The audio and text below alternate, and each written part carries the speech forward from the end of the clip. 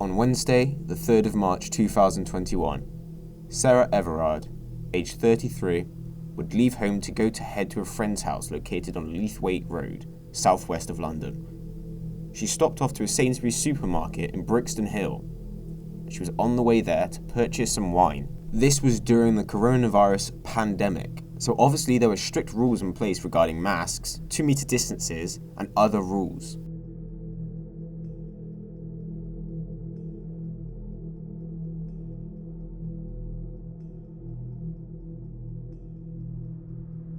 After leaving her friend's house later on, she's captured on CCTV cameras on the phone to her boyfriend, where they plan to meet the following evening. The CCTV cameras would pick her up walking onward and then being pulled over by a police officer, Wayne Couzens, in an unmarked vehicle. A few hours earlier, he was seen picking out a Vauxhall Crossland from a car rental that he had paid for on the 28th of February 2021, a few days earlier.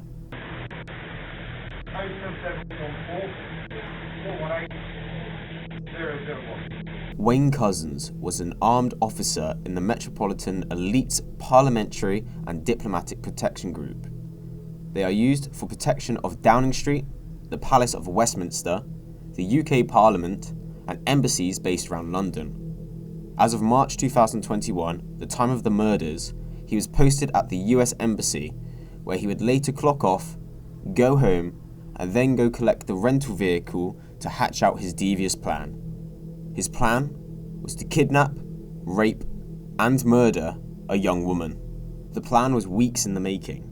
On February 10th, 2021, he purchased a police-issue handcuff key with a double-locking pin, and then later on purchased the said rental car. A few hours after paying for the rental, he bought a roll of self-adhesive film from Amazon, but it is not known what this was for. A few days later, before the fateful day, he made his way to a Tesco in Kensington, where he purchased 14 hairbands to use in his plan. Their use is also unknown. After leaving the Tesco, Wayne was ready to act on his plan. It would be difficult to do this on a busy street, but if you are an officer like Wayne, it is not as suspicious, and unfortunately, very easy to pull off. At 9:32 p.m, 5 minutes after Sarah was seen walking down Cavendish Road, Wayne is captured in his hire car heading towards Poinders Road, where he is seen stopping for Sarah and having a verbal exchange with her. 2 minutes later, she is seen entering his vehicle. This was the last time she would be seen alive. On Wednesday evening, detectives investigating the disappearance of Sarah Everard discovered a body secreted in Woodland in Kent. The body has now been recovered and a formal identification procedure has been undertaken. I can now confirm that it is the body of Sarah Everard.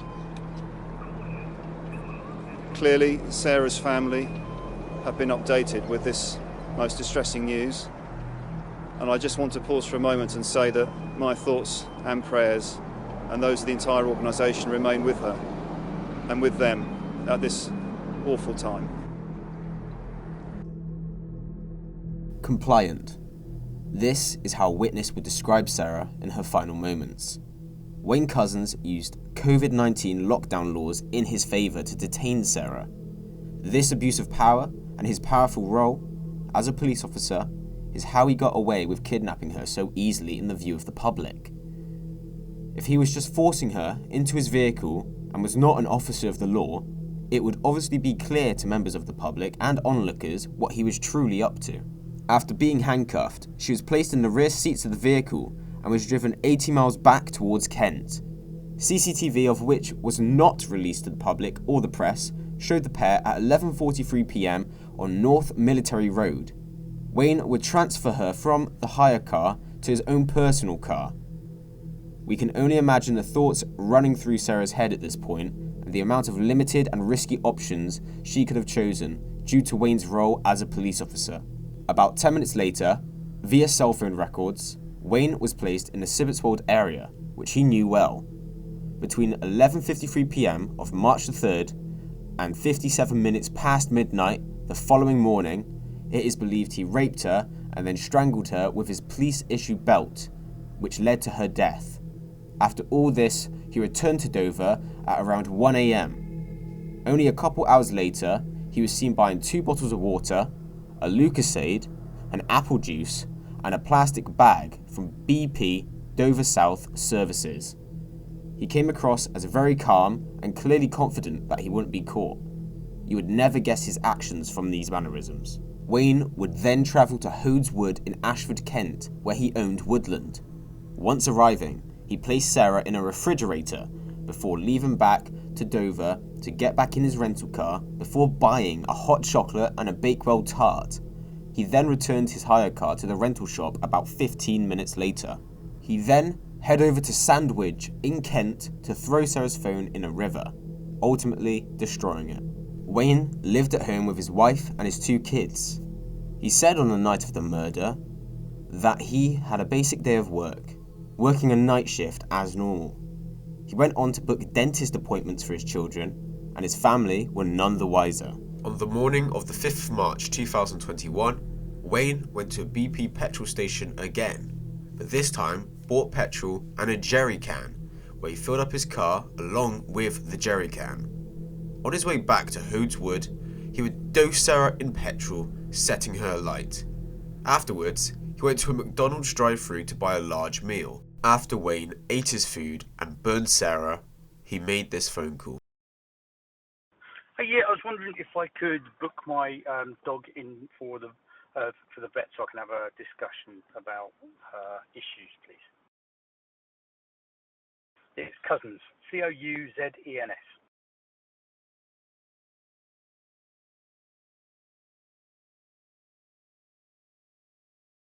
Is Maddie.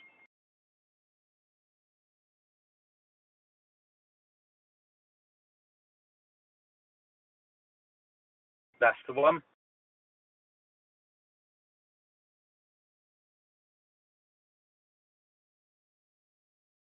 No, that's fine. I work shift work, so either,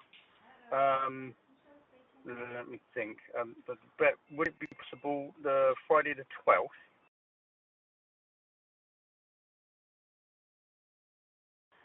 Sometime after 3:30? That would be brilliant.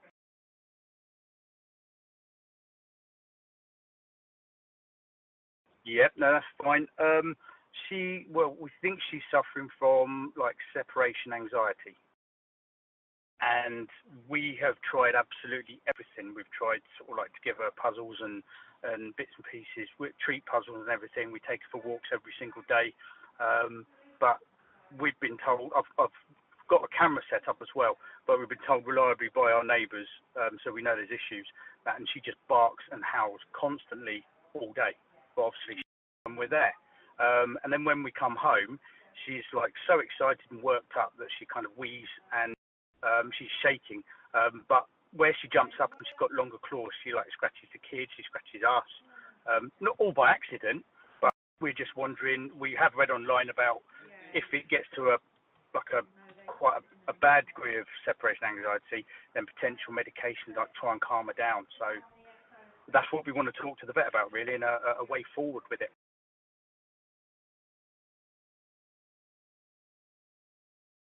Yep.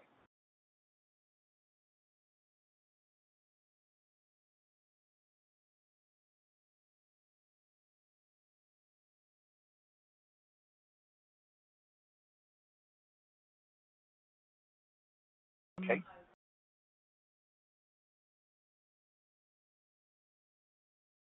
That would be really appreciated.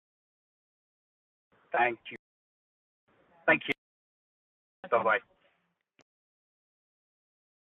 Continuing with his plan, he head over to a B&Q where he picked up some builder's bags before returning to the woodland. Her remains were then put in these bags where he would take them to a nearby pond, and the police would later find her there. The next day, the 6th of March, Wayne made an excuse to his supervisor so that he could avoid work and firearms duties. And then he proceeded to take his kids to the exact area where he set Sarah's body alight, to let them play in the woods there. Very cynical. Whilst they were playing in the woods, Wayne cleaned the exterior of his car. When he was meant to return to work on the 8th, 2 days later, he called in sick and didn't come in at all. On the 9th, the following day, he wiped all the data from his phone. 40 minutes afterwards, his work colleagues decided to pay him a visit. So we're here to talk to you about Sarah. Let me show you a picture. Do you know Sarah? I don't know. Okay.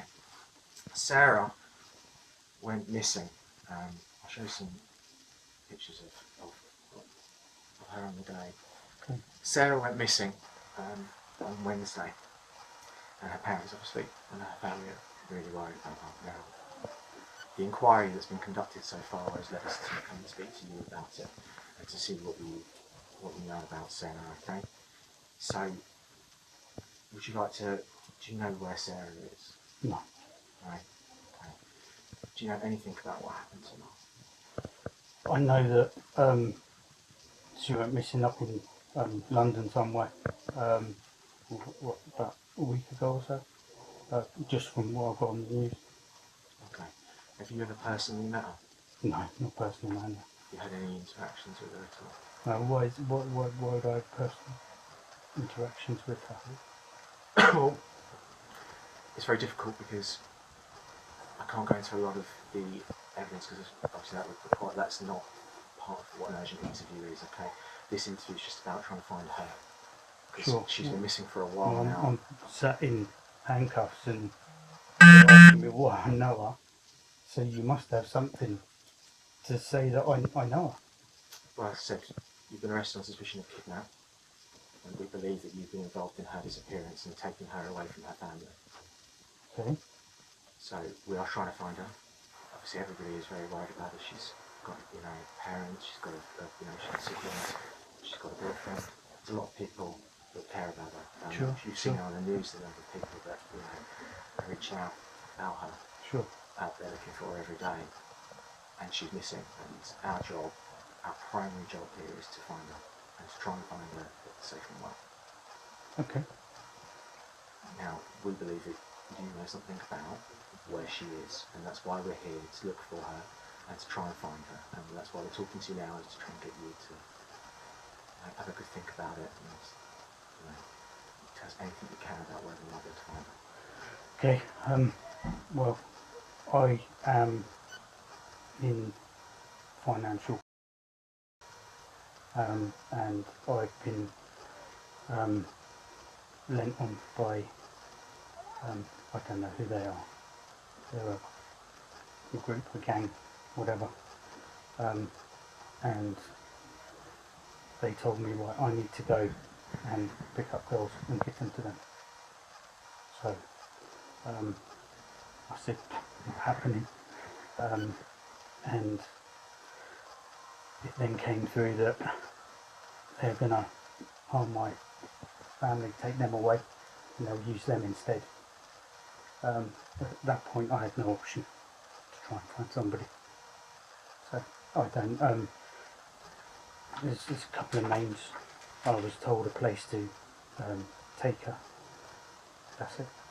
That is all I know. And to this group of people. Tell me about them. I need to find them. Tell me everything you know that I Okay. think that you'll help me. There was a white Sprinter van. They it was between sort of Len and Maidstone area that I dropped her off. I still don't know. I don't know. They just I just parked my car up, and then the van come up behind me, flashed me, and they all jumped out, and then they took this girl. They said you've done good, and I don't know if my family's going to be alright still. But they threatened to take my family away from me. So at that point, I'm doing what I can to protect my family. That's it. So all I know is that it was a roundabout. We could drive there now. I could show you. But roughly, I don't know Lenham Maidstone area at all. If we did it on Google, if we did it on Google Maps, like Google Earth, if we drove it, would you Right. be able to do it? I drove from Ashford to Maidstone. Yeah. Okay. Yeah. There's a roundabout that breaks up, I guess. So this is the first big roundabout you come to. You would carry straight over to Maidstone, but instead I went round that roundabout and back up another road. And at that point, I was flashed and pulled over. Three guys got out, opened my door, opened that door, pushed me out against the front of the car, took the girl, drove off. That's it. They said, we'll be in touch. So I'm here, I'm off work with stress because I'm here to protect my family. I want to be here 24/7 for my family. They come from my family. I've got nothing myself. I've got no choice. I'll go back through the route with you in a minute, alright? But how do they contact you? How did you contact them? I tried to take over on one of their call girls and rip her off. So she's told them, and they've got me. So How do they? No, but what is? How do they contact you? How is it they've been in contact with you to make these threats? they just tell me, be here. So Hotel Burston down in Folkestone, got to be here. Okay, so I turned up. But I've got no mobile number, and they have got my mobile number. They haven't. They're obviously outside watching, following. I just, honestly, How are they telling you to be there? How is it they're giving you those directions? yeah, they'll come outside. So they'll be outside here, Yeah. and then they'll say, right, you're going to be in Folkestone at this time, or you're going to be in Ashford at this time. And that's it. There's no links, no telephone numbers.